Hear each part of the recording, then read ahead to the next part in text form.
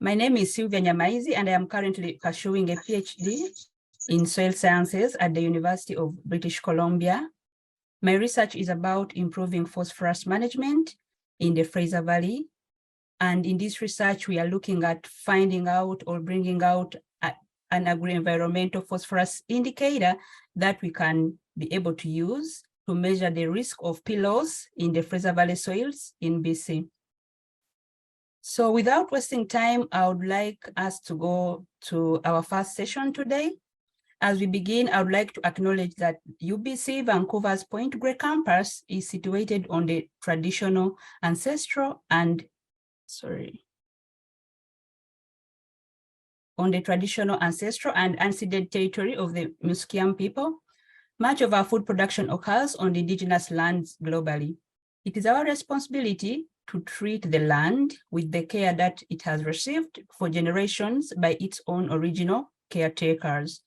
We cannot achieve unity between our food and environmental systems without learning from, respecting, and uplifting the voices of those who have already achieved this harmony millennia ago.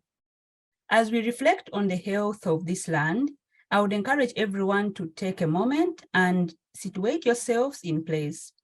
On whose territories do you currently reside? How are you accountable to the people of those lands? If you don't know whose territories you are on, we would encourage you to find out by visiting our link, which is https://native-land.ca.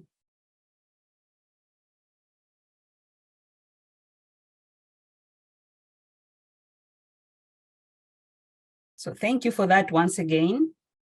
I will go on to introducing our series today. Thank you for joining us. For those that have just logged in right now. Today we are having our fourth installment of Food at the Tipping Point, Ways Forward from a Food System in Crisis. From the past themes of the previous years, which were on resiliency to innovation and now to action, this year's speaker series focuses on the urgency to act. With extinction level biodiversity losses, more frequent and severe extreme weather events impacting all stages of the food system, rising food insecurity and growing political tensions, a widespread and dramatic change is urgently needed. Join us every other Thursday where we bring together the community leaders, researchers, and on-the-ground experts for inspiration and real solutions. So I will go on and introduce our host today. This series is presented by the Center for Sustainable Food Systems at the UBC Farm. And it is generously sponsored by RBC Royal Bank and in partnership with the UBC Faculty of Land and Food Systems at the BC and the BC Food Web. The Center for Sustainable Food Systems at the UBC Farm is a teaching and research center, as well as a local to global food hub working towards a more sustainable food secure future. Our mission here is to innovate from field to fork to achieve resilient, thriving, and socially just food systems for all. Third, we have the BC Food Web, which is a web portal project which aims to increase access and connection to current research and other resource materials. In addition, the BC Food Web aims to encourage innovation between farmers and researchers for future project collaborations. The Faculty of Land and Food System is a world leader in research and teaching about a sustainable and healthy food supply. So in today's topic, which is titled, once again, Finding Unity, Integrating Environmental Health with Food Production, we will be running a shorter 1-hour webinar ending at 12. But however, if we have our third panelist, Newton, this will go until 12:30. We are happy to welcome Newton Allow, Morgan Hamilton, and Elisa Lewis, who will offer their perspectives on how we might integrate more sustainable practices in our food production for the long-term health of both our food and the environment. So let's look at a few housekeeping ideas. After each panelist gives a brief presentation. We will then move on to our question and answer session portion of the webinar. If you have any questions for the panelists, please feel free to navigate to the Q&A tab at the bottom of your Zoom control panel and share them with us. Also, please feel free to upvote other people's questions by clicking on the thumbs up symbol. So today I'm honored to introduce our first speaker, who is Morgan. We shall have Morgan Hamilton. Morgan Hamilton is a master's student in the Soil Race 3 lab at the UBC, exploring the role that biochar can potentially play in strengthening local agricultural landscapes in the face of climate change. Her research examines the effect of low biochar application rates on water and nutrient dynamics in coarse-textured soils. Morgan's research interests are largely focused on equitable, reasonable, and responsible adaptation solutions to address climate change impacts in the food system. Morgan graduated from the University of British Columbia here with a BSc in Global Resource Systems and a focus in food systems in North America. Please, let's all welcome Morgan. Thank you. Great, thanks, Sylvia. Just going to give myself a moment to get situated here.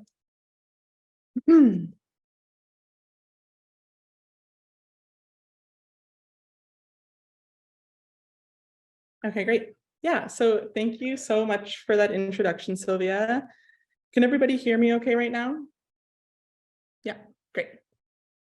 Yeah, so I feel really honored to get to be here today and speak alongside Delisa after me. And to be in this virtual space with the CSFS team and all of you who are joining today, investing your time in this topic. So thank you. Today, I'm going to give a bit of a roast and toast to biochar. So as Sylvia mentioned, I'm a master's student here at UBC Vancouver in the Soil Res 3 lab, and my research focuses on biochar. I certainly don't come to this topic as a supreme expert or someone that is versed in every nook and cranny of biochar, but I'd like to share some of the thoughts that I have gained in the last year on biochar, agricultural research in general. Yeah, so I want to take some of my thoughts on biochar and use them to more broadly frame how I think about agricultural research. And how research can be applied when attempting to integrate more sustainable practices for the long-term health of our environment.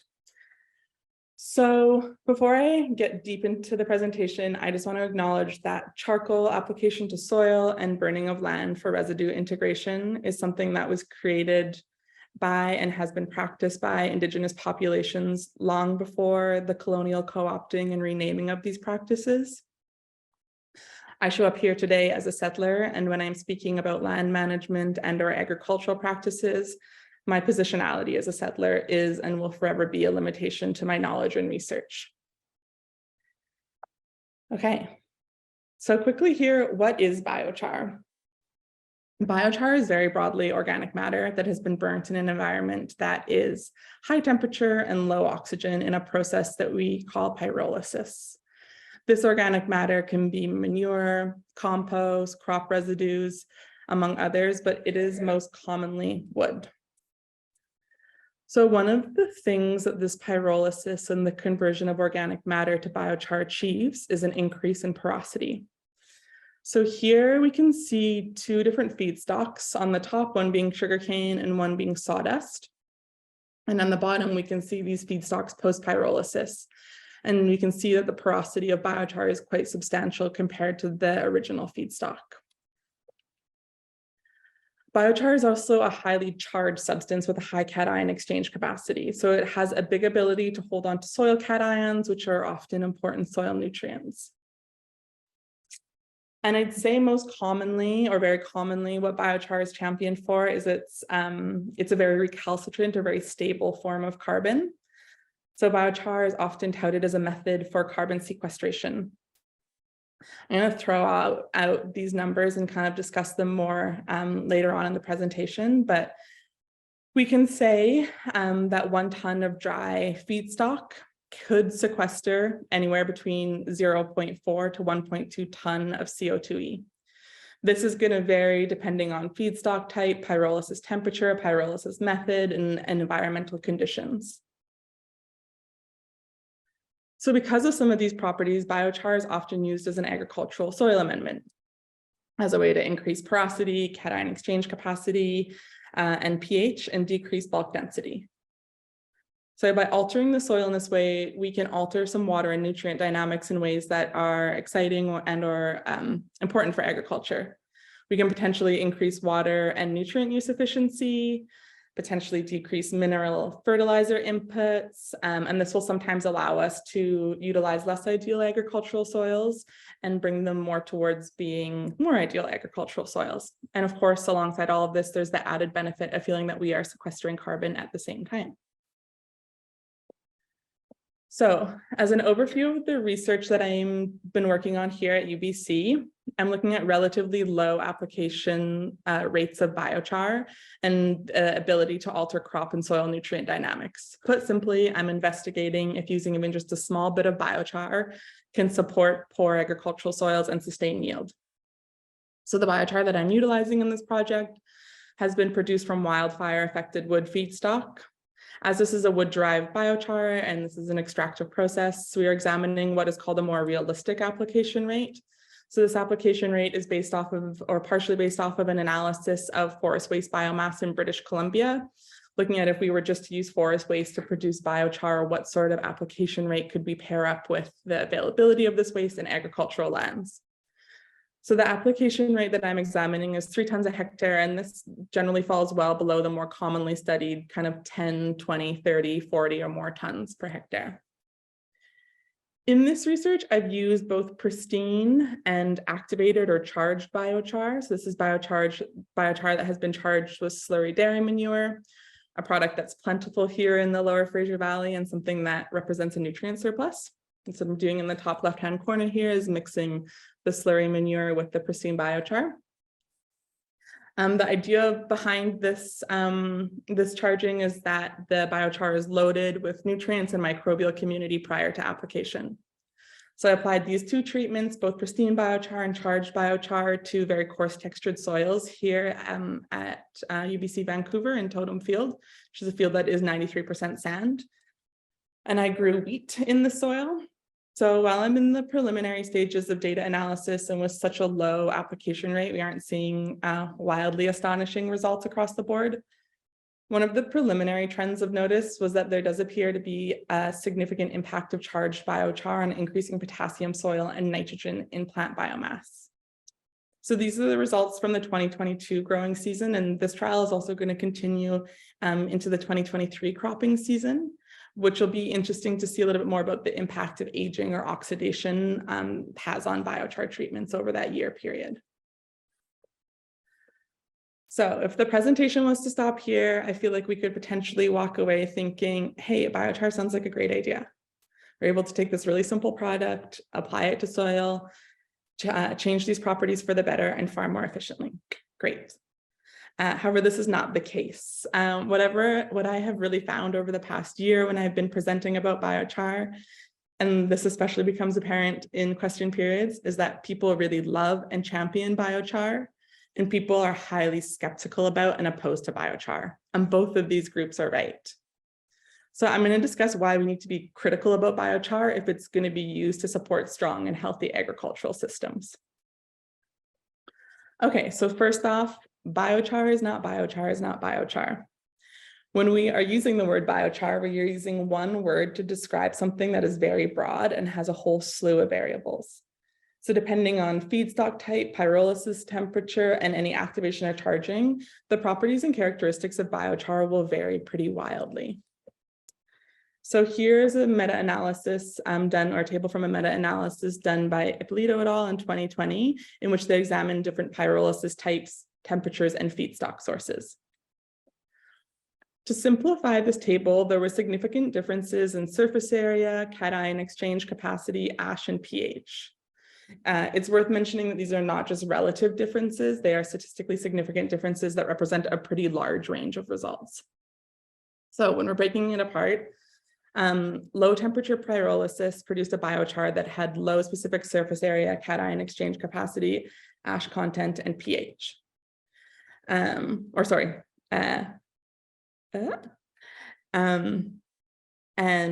slow pyrolysis produced a biochar that had low specific surface area and ash content. So if we're going to broadly suggest biochar as a way to increase porosity and nutrient retention, and we apply a biochar that has been made low and slow, we're not quite getting it. Looking at wood feedstock, it produced a biochar that had high specific surface area, but low cation exchange capacity, ash content, and pH. So again, if we are looking to suggest biochar to act as a potential liming product, but we are utilizing a wood feedstock derived biochar, we're again missing the mark. So moving on, if we manage to select the biochar produced under high temperature that has the high porosity and high cation exchange capacity that we're looking for, and we're excited about applying this biochar to coarse textured soil to increase nutrient retention, unfortunately, the relationship between biochar and nutrient dynamics aren't as simple as that. So with biochar application, especially higher application rates, a big flush of carbon is added to the soil. Sometimes this carbon can be a stimulation on the functioning of microbial communities in the soil, resulting in an increased or more rapid breakdown of soil organic matter, and an increase in nutrient availability, as well as a bit of a CO2 flux. But the opposite is also known to be true, that biochar application can have what are called negative priming effects. So nitrogen mineralization can decrease in the soil due to this carbon surplus and the distinct adjustment in the carbon to nitrogen ratio. So what direction priming is pushed in is affected by several variables, such as the type of biochar, soil type, and the makeup of the microbial community. So while biochar has the potential for carbon sequestration, pumping soils full of this highly recalcitrant biochar carbon is not always going to have a positive impact on microbial populations and nutrient availability. So as discussed in the beginning, there's quite a range in the potential carbon sequestration and CO2e reductions with biochar application. So approximately 40 to 60% of the reductions associated with biochar application come from avoiding emissions from the oxidation of feedstock, so stabilizing carbon in feedstock before it's broken down. The range of that I quoted before, the 0.4 to 1.2 tons CO2e that I quoted, is based off of a summary of 15 life cycle analysis. However, there are a ton of variables that can make the sequestration potential fall out of this range. The highest potentials associated with biochar is when biochar is produced from woody feedstock, because this will have the longest mean residency time in soil. And additionally, high potentials are associated with scenarios when pyrolysis gas is captured in the pyrolysis process and is used to displace the use of fossil fuels. There's a lot more complexity to this end. The potential can become negative, meaning that emissions may actually increase when land use change occurs and purpose-grown biomass is used as feedstock. Not always with purpose-grown biomass, but this is one potential in which emissions may increase. So the emissions associated with biochar production and transportation are complex and can be slightly more discouraging here in southern British Columbia. So there's only one large-scale producer of biochar here in BC. And although they're fantastic to work with and have a really reasonable and pragmatic approach to biochar production and utilization, their closest production plant is in McBride, BC. So if we're attempting to apply biochar here in the Fraser Valley or Vancouver Island, we can really ramp up those transportation emissions quite quickly.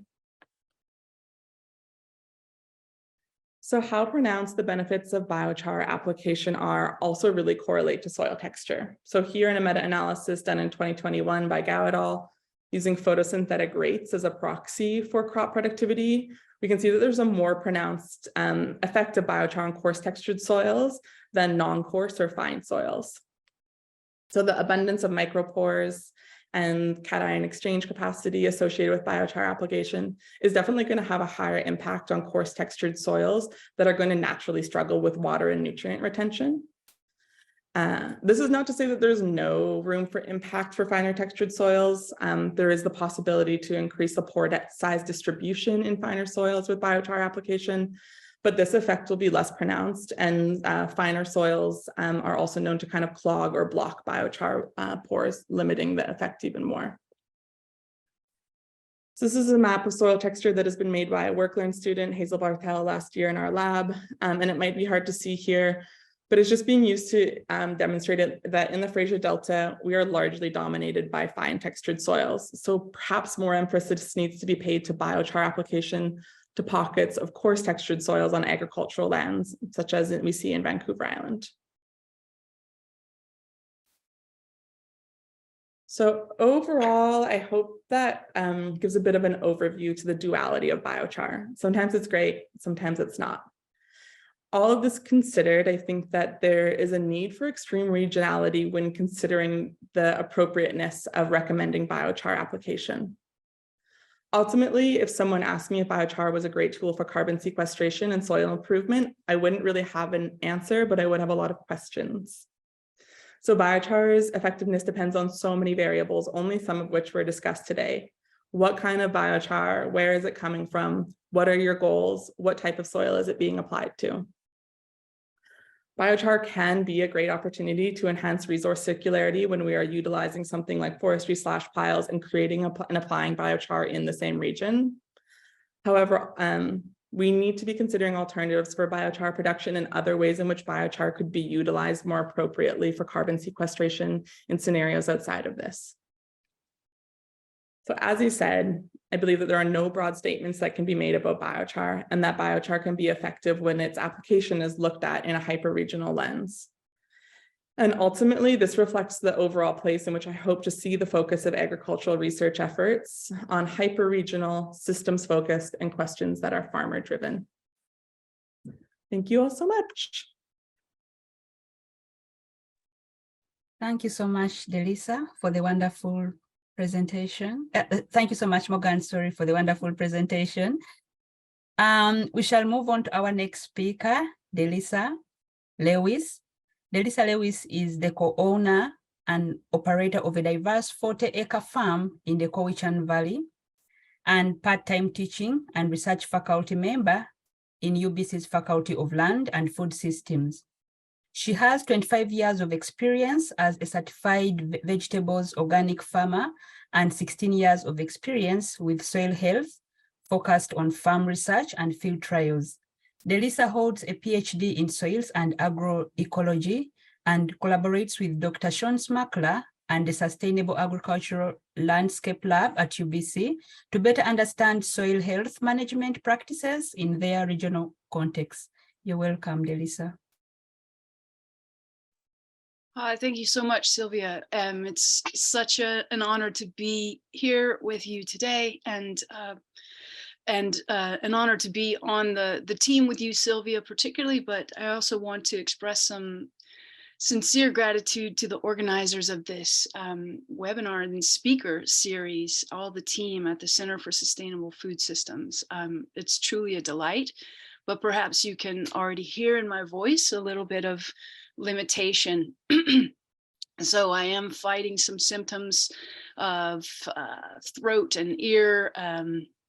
Yeah, I'm not sure how to describe them other than that. I can't hear very well and I can't speak very well, which puts a big impact on being an invited speaker today. So I've come up with some workarounds, and I hope that you all will bear with me today. This showing up part of things is really is the best I can do, but I think with respect to all of you who've come today, I want to first share my screen and walk you through, let's see, have you already shared my screen?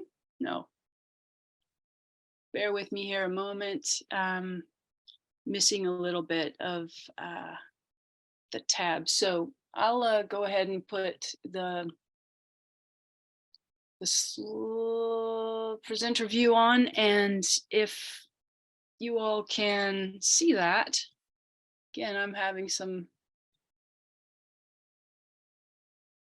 sorry, now I've got it. Thanks for your patience. Just taking me a few minutes with my delightful head situation or lack of head here. And can you all see the screen now? So we're on the same page. Again, thanks. So I'm just going to, before I go any further, in a spirit of gratitude and respect, acknowledge that I am coming to you from the traditional, ancestral, and unceded territories of the Hul'qumi'num Treaty Group. And I am an uninvited newcomer and settler farmer on these lands. And I'm continuing to work to learn about the impacts that myself and others have, as well as find ways to connect and learn directly from the Hul'qumi'num Treaty and speaking peoples, including the Cowichan tribes, who make their knowledge and long-term stewardship of this place known to us. So again, thankful for that presence in this particular place. Right, so I mentioned at the top that I am a little bit under the weather, or a lot, and doing my best to sort of show up today, but I will be limiting my speaking time, and with respect also to the sort of urgent needs that have been expressed and the crisis that we're all facing.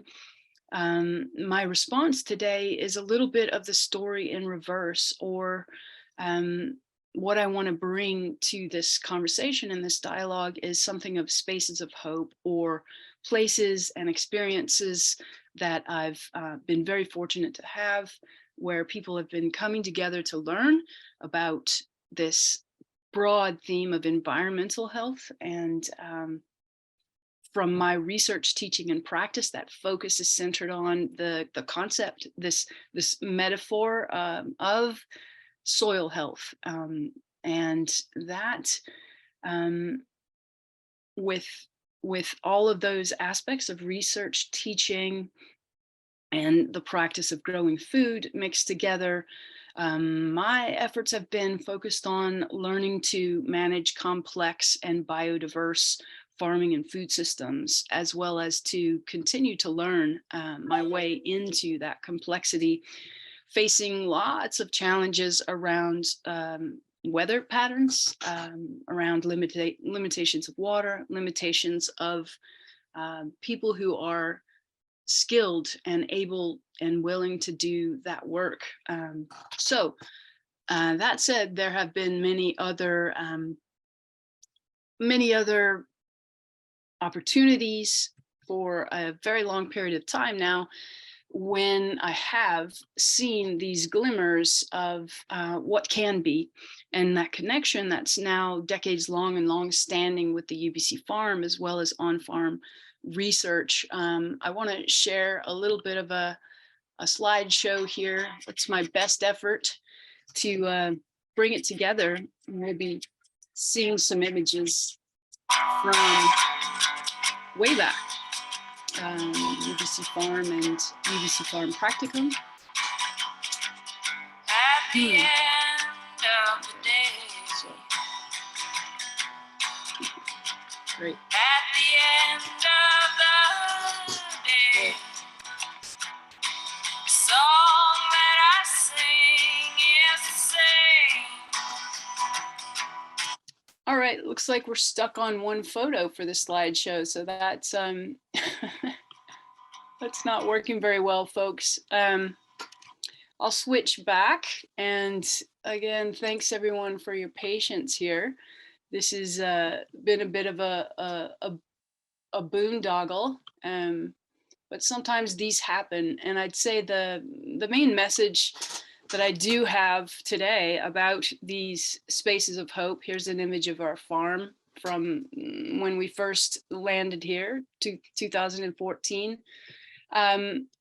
The main message is that showing up, and for me, recent experiences with both on-farm field days that have felt as if that opportunity to come together and learn is very unique. And just as the structure of this speaker series brings us together both virtually and with opportunities to be in person, I want to highlight the importance of that and also the challenge of that. We can see that with my presentation and the challenge of other speakers not showing up. But what my message is also just to keep trying around these things, to keep innovating around, you know, both in-person and hybrid events, so that we can continue to reach people who are challenged with their own health. I'd say this crisis with environmental health vis-a-vis soil health, for those of us who are really on the ground focused on growing food, this crisis has very much been apparent and spilled over into human health impacts, mental health as well as physical health.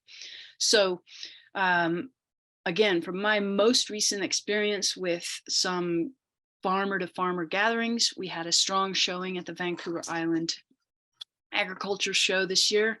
I've been fortunate to participate in a number of field day activities led by students and team members of the Sustainable Agriculture Landscapes Lab over the last year.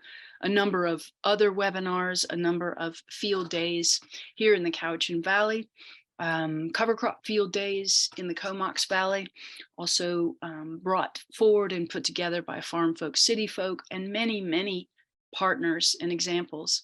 Again, apologies for not being able to get that slideshow functioning today. I'll have to send it and share it another time. But what I'd like to do, you can see this question here. I was hoping not to be talking too much.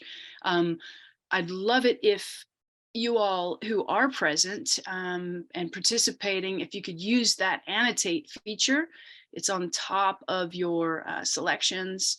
You could use the annotate, and I'm just going to put an example in here, Island Ag Show 2023 as an example, a recent experience that was focused on soil health and knowledge exchange, learning. We had great mentorship from farms and other farmers. So any of you who are here and willing to share some examples of recent experiences you've had, that would be great. And again, you would go to the top of your screen, hit that annotate button, and you can select text or other emojis. I've got the Island Ag Show. Now I've got Comox Valley cover crop field days. And that was September 2022. And just checking with the moderators, are you all seeing those examples? Yes, we are seeing them, but some participants are not seeing the annotate function. So Great. Pacific Ag Show, get out of your bubbles, understanding how other parts of agriculture are coming together. Yeah, the Pacific Ag Show is definitely an example of a big umbrella activity for all of us who live, work, and play in so-called British Columbia. That's a great example. So I'm going to move those over here. And following on Morgan's theme of regionality, these, particularly when talking about soil health and environmental health, the regional events, field days, and gatherings are particularly meaningful, as we've learned through research, and we learn from experience that the limits and opportunities can be very particularly defined by regional differences in soil, in climate, also in people and cultures. Any other annotations or thoughts on recent experience? The Pacific Ag Show, Comox Valley. There's so many others. I know there was another gathering, up in Comox recently. And it looks like we've had a crash of my slide now. So I'm going to try this again. And I will just move on to the next slide then and see if I can't get this slide up. Your ideas of ways to bring together research, teaching, and practices. I'll stop sharing and perhaps we can share ideas in the chat. If I stop sharing my screen here.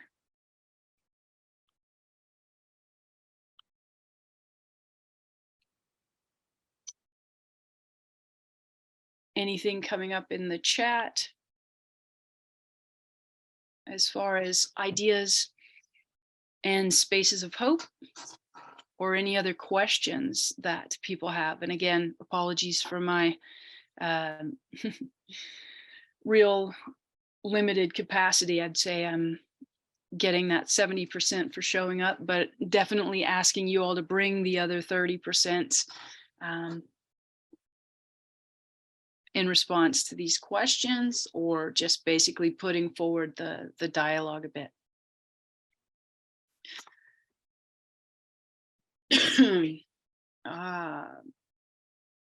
Okay, it looks like I've got a question from Carmel, a former UBC Farm practicum student. In fact, great to hear from you, Carmel. That last year that I was honored to lead the practicum, or partway lead the practicum, Carmel was one of the students, and you were asking about reflections on soil and soul, human and humus. Now, that's a deep one, of course, coming from you, Carmel. Let's see. So, well, I'll start by going backwards from that metaphor or that concept of soil health. And we use health that's as a vision towards. And with soil, there have been many different kinds of metaphors or ways of thinking about how we can better understand its functioning, and all of the different, from ecosystem services to human health services. And one of the ways that soil has been envisioned has been as both a stomach and a soul, right? So for those faith cultures and people who think about the soul of the body as centered not in the heart but in the stomach, I mean, from my perspective and experience, it's a very straightforward connection.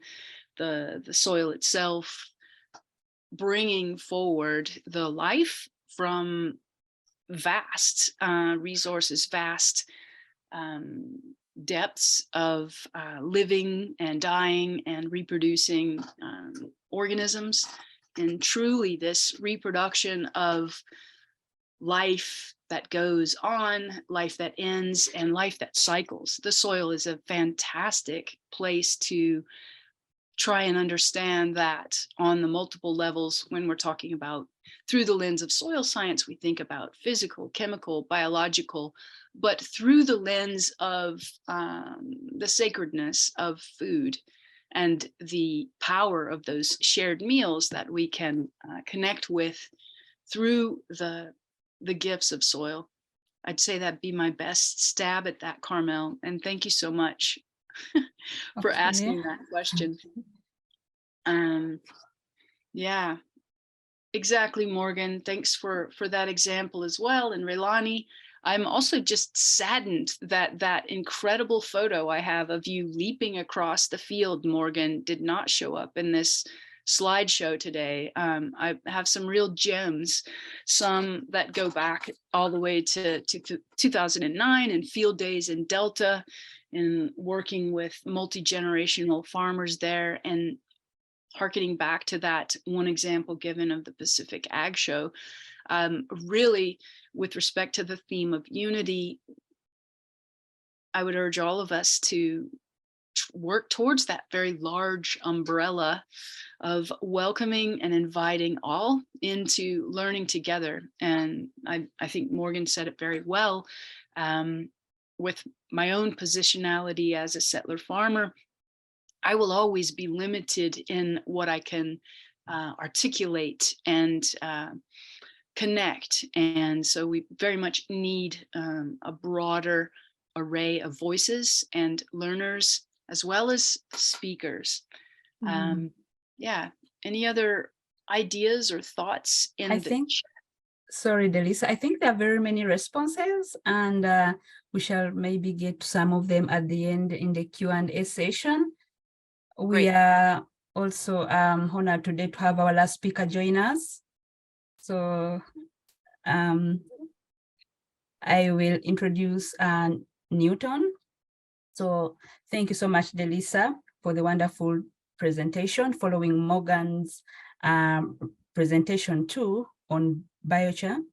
So our next speaker today is Isaac Newton Allo, who serves as a lecturer at the School of Agricultural Sciences at Makerere University, Uganda. Newton is a scholar in soil science with a bias in crop modeling. During his PhD in soil science, he worked with a global team of modelers to guide future research on coping with climate change in African agriculture.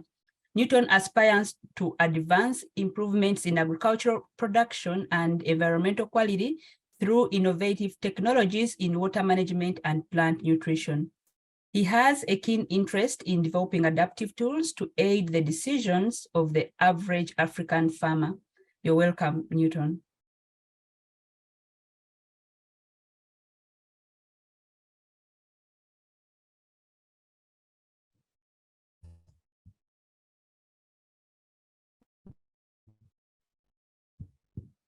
Good afternoon over in Canada. Did you get me? Yes, it's a good morning. And thank you for joining us because it's very late in Uganda right now. Yes, we can hear you, but maybe you can increase your volume a little bit, although we can't see your picture, your photo, sorry.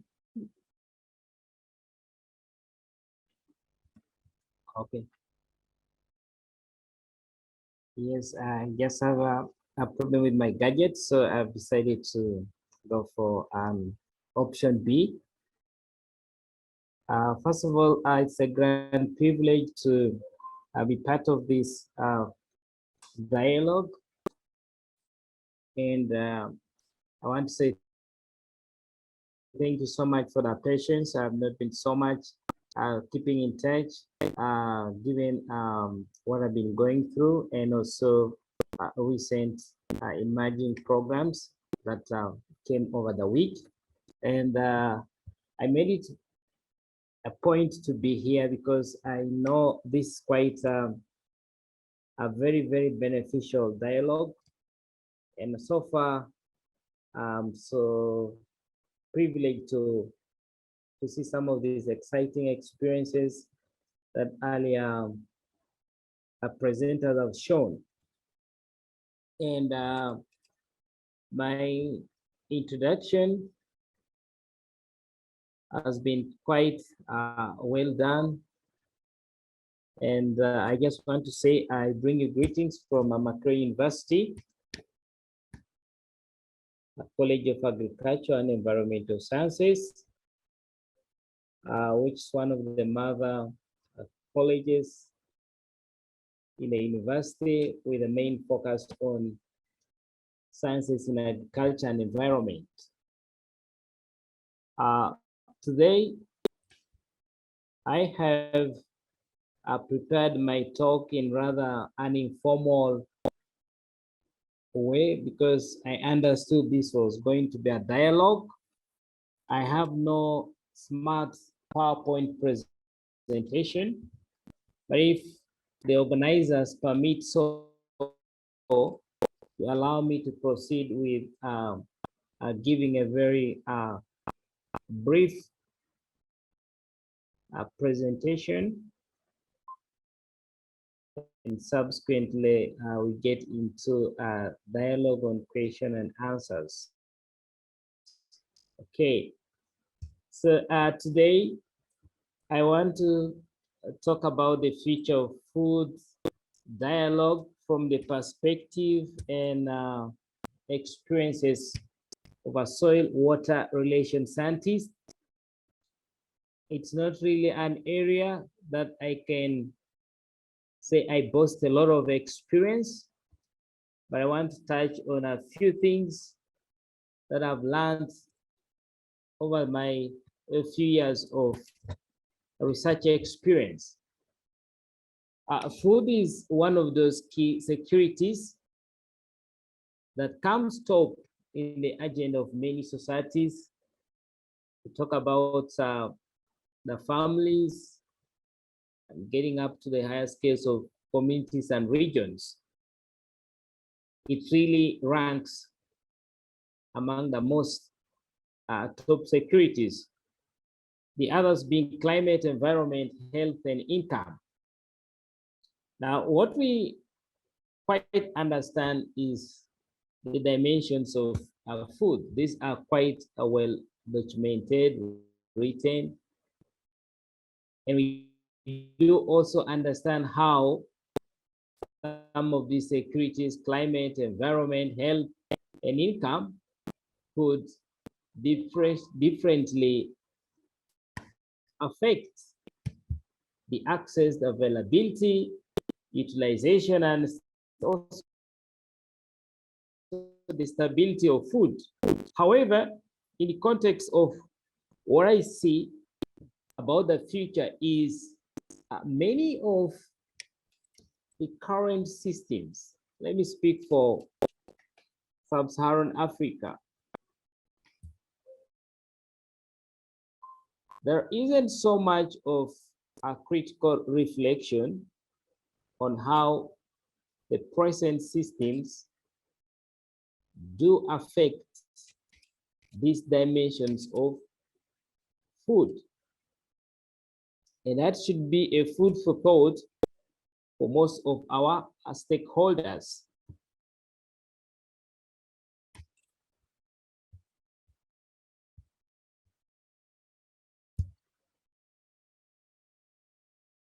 Sub-Saharan Africa, for instance, as one of those regions in the world with the highest fraction of resource constrained populations, low income households,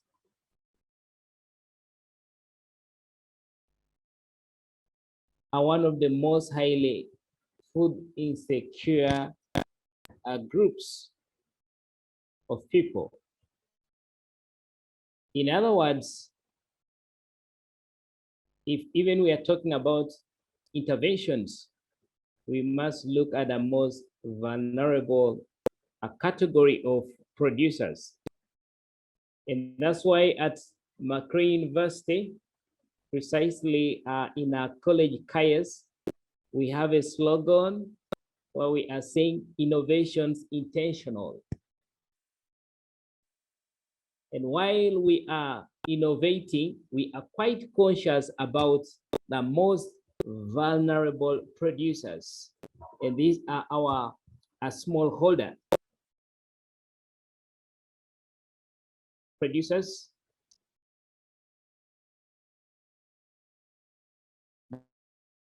That is in the context of our sub. So need to appreciate that it's not only vulnerability with respect to resource constraints, okay? Talking about future of food, we need to think about some of these small island developing states. Always checking the media, you're always seeing about rising sea levels. To the concern that some of the islands, as far as Australia and the other side of the Pacific, I mean, the Indian Ocean, most of those livelihoods would actually be threatened by a rise in sea levels. So these kind of interventions in research, development, and capacity building should not only look at people. In our college, in particular my unit, most of the interventions we are working on are related to water management in agricultural systems, and also restoration of degraded lands or impoverished land resources, because these are where the shocks and adverse conditions to plant production are quite profound. The linkages between these systems, or rather securities, need to be much appreciated. Whereas quite enormous research in developed countries has shown a very strong linkage between human health and food systems. Okay. We need to appreciate the fact that these metrics are not appropriately quantified. And that's what I think research needs to really demonstrate. Okay? It needs to clearly demonstrate how investments, for instance, in food systems, could actually save society from cost of health services, if really the transformation is to be done or to take place in these the underprivileged or the most vulnerable systems. Of course, this depends from region to region. Okay, what is regarded as most vulnerable systems in Africa is probably different from Asia and the others. So this is where probably us as a college, we are not doing so much, appreciating these strong linkages in research. Now, we're talking about the future. We already much appreciate what is evolving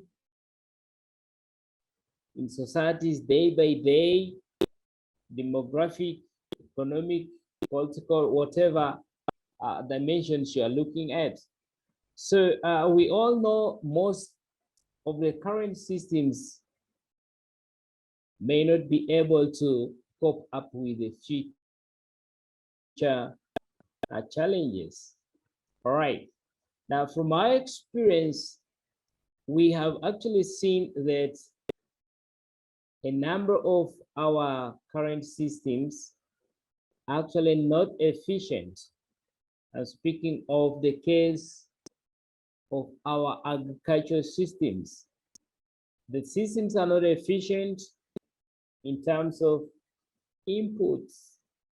So we're thinking of rather transforming to more efficient systems. And it's very, very important for us because we are living in an era where there's been a dynamic or paradigm shift in consumption patterns. Generally speaking, for sub-Saharan Africa, the consumption patterns of staple food crops has really changed. I know over in Europe, you're not reading, or in America, North America, probably you don't read so much of literature regarding the food situation in Africa and sub-Saharan Africa specifically. But just to cite one, among the major staple food crops. The consumption of rice, Oryza sativa, has actually increased in most recent decades compared to the staple food crops, such as cassava, Mancon esculenta, sweet potatoes, maize, among others, corn. Now, these crops that are actually emerging are relatively new in our farming systems, new in the context of practice, and how farmers have developed the experience on how to cultivate. So the challenges to do with efficient use of resources to produce these crops. The other emerging crops, including vegetables, the farming systems are actually changing so much. The traditional areas that used to be under a relatively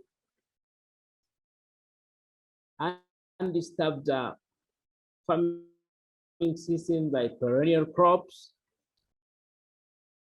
coffee, cocoa, and so on, they are increasingly being converted to annual cropping systems, right? And a lot of this is coming with so many setbacks on land degradation and subsequently on the nutrition. So whatever new crops are being introduced, it's actually posing more challenges on efficient use of resources.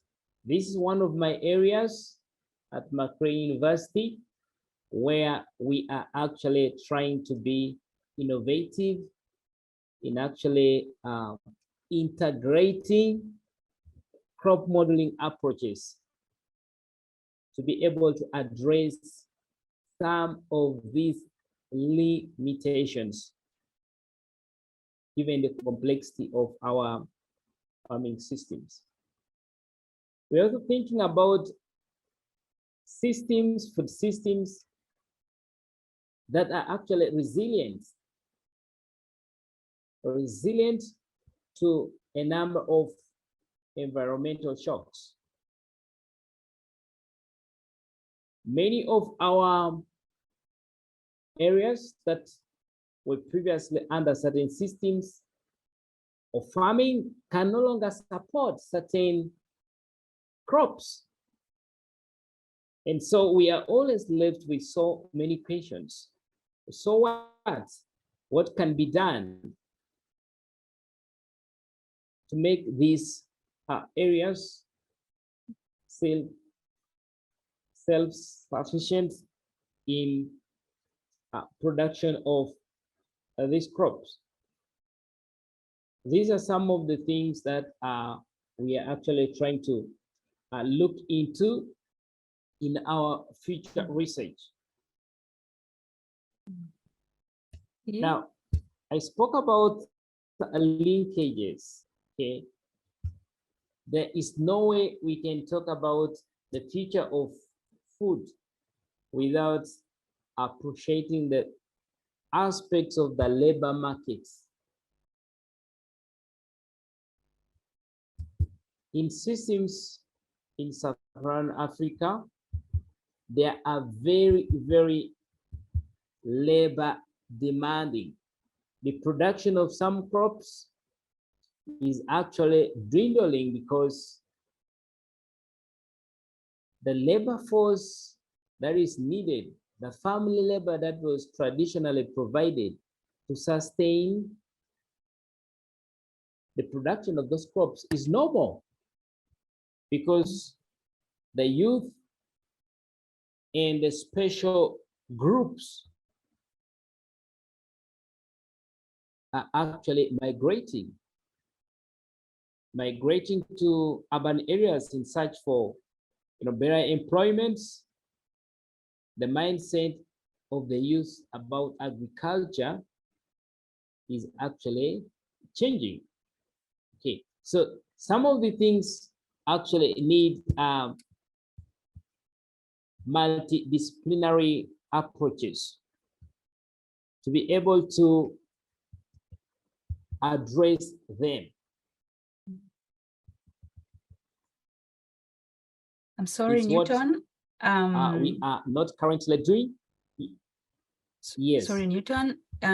We are kind of running out of time. If you could wind up in 1 minute, and then we can extend this into the Q&A session. Thank you. Okay. Last but not least, the path of transformation.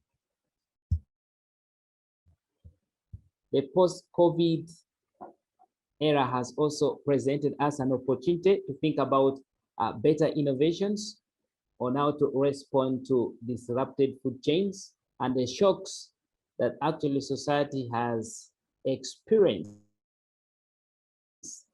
This is one of the areas where actually we are also working on from the perspective of the soil scientists. We are actually looking at adapting some of the tools, okay, monitoring tools that can actually help us to reduce the costs in terms of mobility to get the data. But most of these are actually being customized to our local conditions.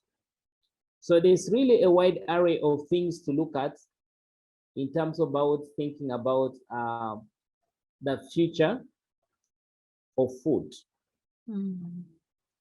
With those a few words, I would like to end here and say thank you so much for giving me the privilege to say a few things, and look forward for a discussion and a Q&A session. Thank you so much, Newton, for that wonderful talk. I will now open up the Q&A session. I will begin with already questions that are in our chat. I have a question for Morgan. How much testing has been done on the impact of water runoff from soils infused with biochar on freshwater ecosystems? Yeah, that's not something that I have very much knowledge on, to be honest. I think that when I think about biochar toxicity, the general pieces of biochar toxicity that I have like a little bit of knowledge is just the human health impacts, all the particulates that are introduced into the air when biochar is applied or made, just a lot of fine particulate matter. There's polyaromatic hydrocarbons in biochar, and some biochar produced depending on the type of pyrolysis and the feedstock, which can again be a human health worry. Generally, they're pretty low in most biochars and aren't a worry. And then when biochars are used for remediation, kind of keeping heavy metals in soil rather than remediation. So those are maybe like the only 3 places of biochar toxicity or toxicity associated with biochar that I know about. But yeah, it would definitely be something worth digging into. I mean, in any way we are disrupting, we are adding something into a natural system and disrupting processes in some sort of way. So I'm sure that there is potential for some cascading effect of biochar in freshwater. Yeah. Okay, wonderful. Thank you, Morgan. We have a few other questions here. And the first question, feel free to supplement on the question for our panelists. Feel free to let us know if you can address the question first, and then we can get other supplements. So the first one is, in today's global food production processes, what are the biggest challenges to maintaining a healthy environment on farm? So I could repeat the question. In today's global food production processes, what are the biggest challenges to maintaining a healthy environment on farm?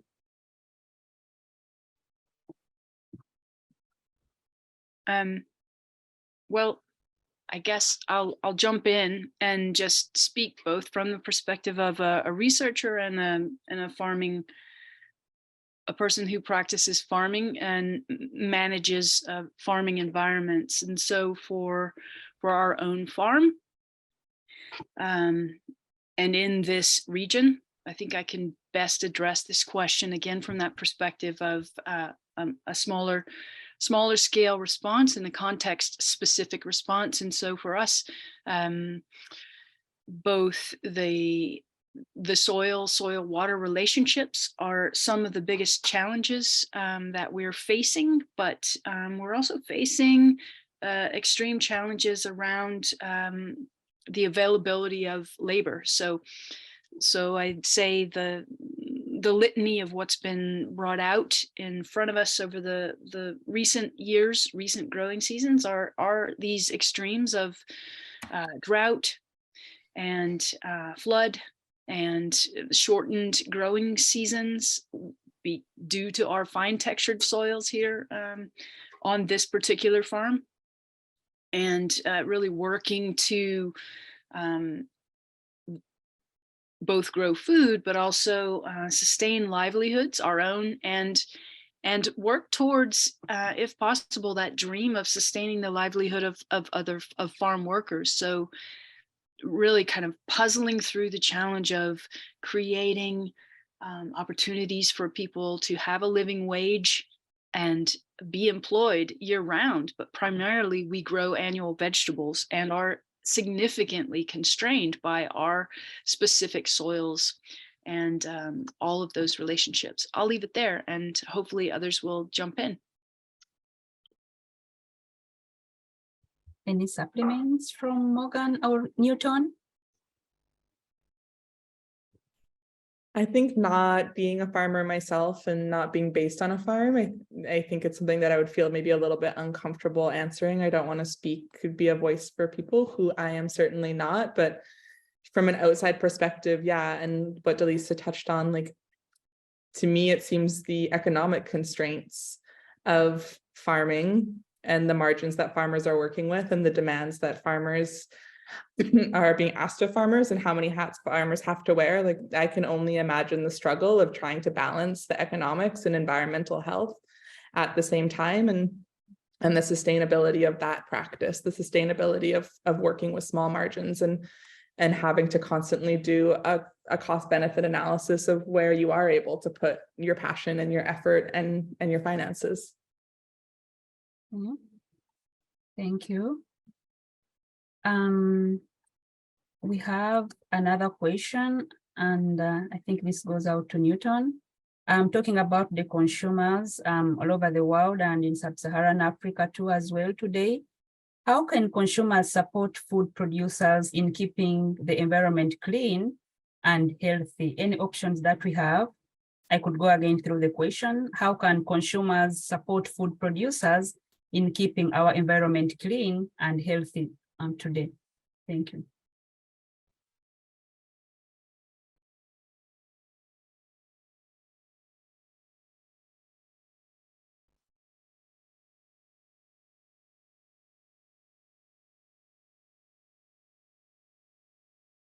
I think there is a problem of network. So meanwhile, if Morgan or Delisa, if you have any input for the question, please go ahead. Thank you. Sure.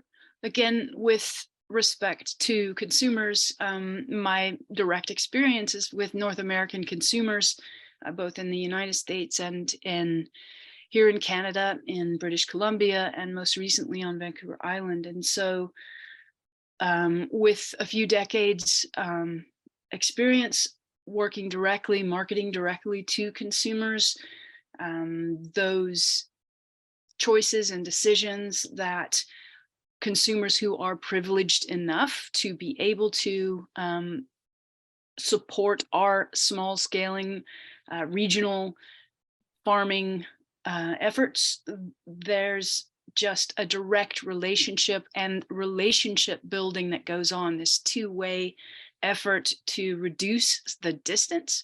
And again, we're constantly working on increasing our own knowledge and skills, but also that of the consumer.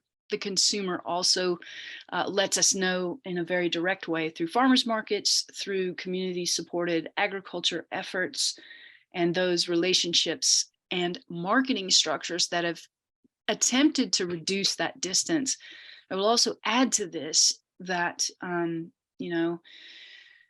with the increased macroeconomic struggles and structures, that squeeze that we're feeling at the small and medium scale has not diminished in any way. So we're continuing to struggle to keep up with changing consumer preferences and demands.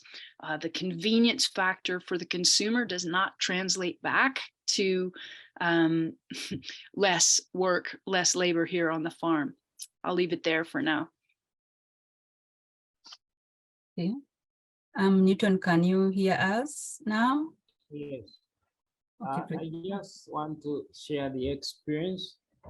I don't want to sound very theoretical, but I know I want to take it from the post-pandemic era. In our own country, when we had restrictions on mobility of labor, it was for almost 6 months, in which the longest distance you'd move was about I'm talking about 10 kilometers by ride. Vehicles were not moving. You know what really happened in that time is that we actually saved the environment. Okay, in terms of the footprints, whether you're talking about carbon footprints, there was very little pollution of the air. All right, but what really emerged over here at home is that people who had never been doing agriculture dived into agriculture, and not field crops, but they dived into a small scale vegetable production in the house, behind the house, households, the backyards of their homes. Okay, and in practice, what that meant is that the burden of producing some of the vegetables, for example, was taken away from the producers. All right, so if we have such a kind of incentives in place, I'm talking about the other regions where it's feasible to do a home gardening. All right, then we are actually reducing the risks of polluting environmental sensitive ecosystems. If you people are privileged to come to my country, last week, I was in the eastern region and one of the big watershed, and I was so surprised to see how production is moving away from well-drained uplands to the low-lying areas of your landscape. And it's not just for the crops that like water, like rice traditionally in lowland areas, but people are shifting even the production of vegetables to these low-lying areas near water streams. And most of these crops cannot be produced without agrochemicals, not forget pesticides. So if consumers can actually localize productions, innovations. You've heard about the rooftops. I don't know which parts of the world now people are encouraged to use some space in the roofs to produce vegetables. Okay, you will actually be reducing the footprints of some of these compounds and elements in very sensitive. So that is one practical way I've seen. It came in by default. People had no choice during the COVID pandemic in our country. They forced into to dive into that. And if such initiatives can be promoted, okay, localized production, you'd actually find out that at the end of the day, you are reducing even the footprints of carbon in terms of the transportation of this food crop, products away from the primary production areas. So that's one practical area, practical way I've seen it can really work out. Of course, the other thing is, you see, people started learning to share. There was very minimal food that was actually wasted. And that is not only for sub-Saharan Africa. Many parts of the world, a lot of food is wasted. A lot of food is wasted. It's not actually well utilized. So if there's some initiatives that promote food banks, for instance, okay, would actually have a minimal wastage of food, and therefore very little volume of garbage in our environment. Yeah, wonderful. Thank you so much, Delisa and Newton, for that response. So we have a question that we would like to hear from all our three panelists today about what they think on organic and conventional farming. So our question is, how can the current food production systems under the organic or conventional farming systems achieve a balance between the high productivity on farm and promoting a healthy environment? It is a healthy or unhealthy dialogue that is going outside there. Can we go organic or conventional farming? And is either organic farming giving us the low productivity, or how can we go about the conventional farming and bringing it into being more of the protecting of the environment? So today we would like to hear lastly from our three panelists what they think about organic and conventional farming, and how and which strategies we can be able to use on farm to both maintain the high productivity or even increase the productivity and also promote the health of the environment. Thank you.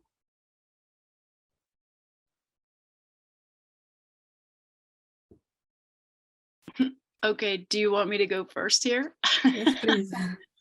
I'm quickest with the unmute button. And since I'm invested with around 25 years as a certified organic vegetables producer, perhaps I need to come clean first with my response. So I think my own thinking and understanding of this has evolved over time, of course. And the first thing I want to say is that this comparison between I'll use the word certified organic growing systems and so-called conventional systems is quite unclear, because a certified organic growing system is one that is very well defined, both in legal terms and in terms of standards of practice, and in fact lays out a system of traceability and accountability from seed to plant to harvest, or from before birth with raising livestock through the lifespan and to slaughter, packaging, and transport. So the term conventional as a way to describe farming systems that are not organic is a challenging one that many have begun to rethink with respect to this, to a dialogue or a realistic comparison, because conventional is brought forward really only in comparison to organic. It is as unclear as the term natural and undefined as the term natural. So conventional growing systems being everything else beyond that small minority, that small footprint. I believe the number's around 2% across Canada of farms. We have maybe 1,000 certified organic farms in British Columbia. So with everything else fitting that category, though I said earlier, I like a big umbrella, that's a bit too large to make a realistic comparison. Okay, so with all that preamble, Morgan or Newton, any thoughts on that?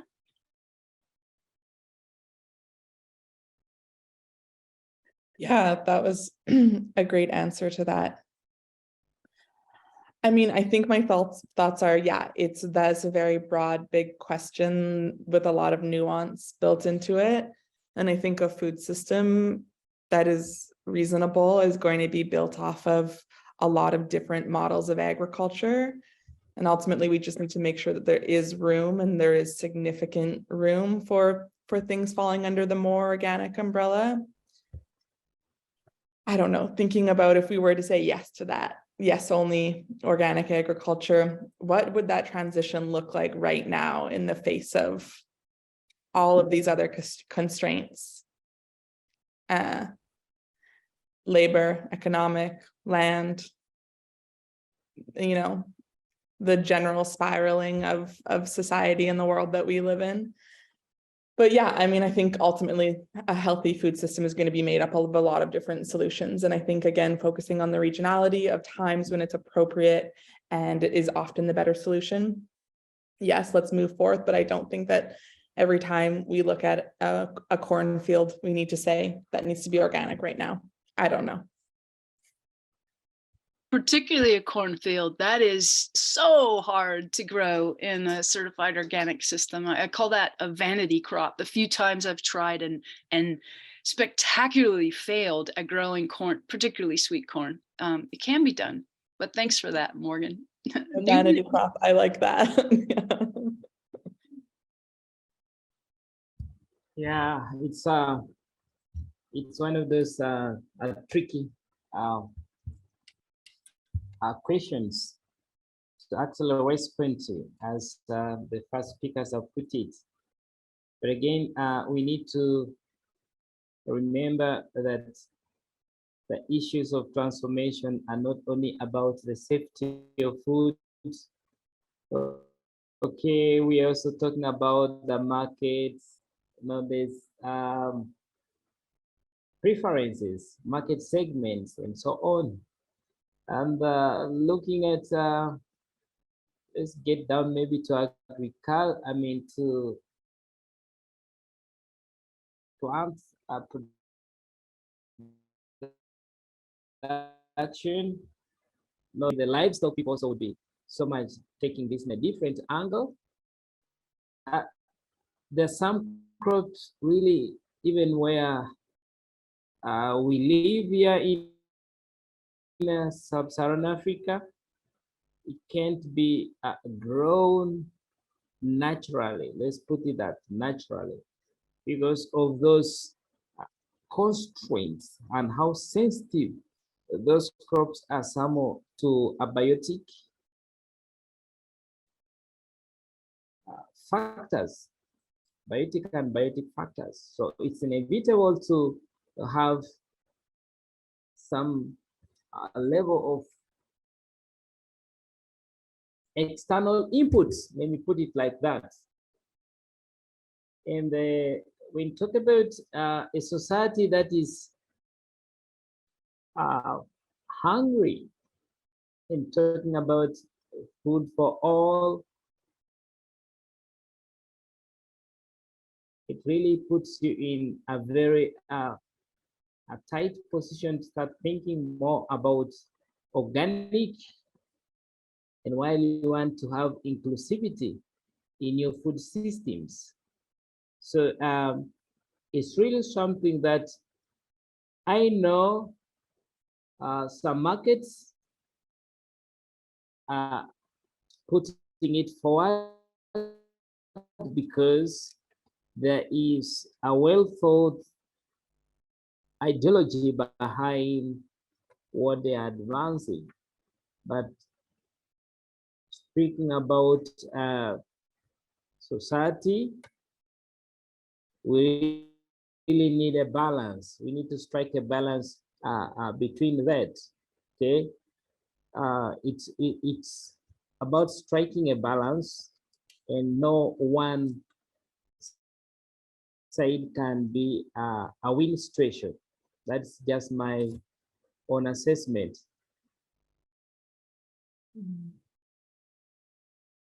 Thank you so much, our panelists once again, and speakers today for answering our questions that we presented. We thank you all for sharing your time with us today in helping to move our food system forward. We will be sending a follow-up email where you can send us any other questions, or you can reach out to our panelists directly through their emails that are provided at our website. Thank you to our presenters, Morgan, Newton, and Delisa, for your time.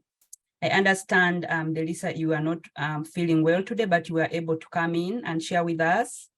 And Newton, it's very late there in Uganda, plus Morgan's busy schedule of experiment, just like our other speakers today. So we thank you all for giving us this time today.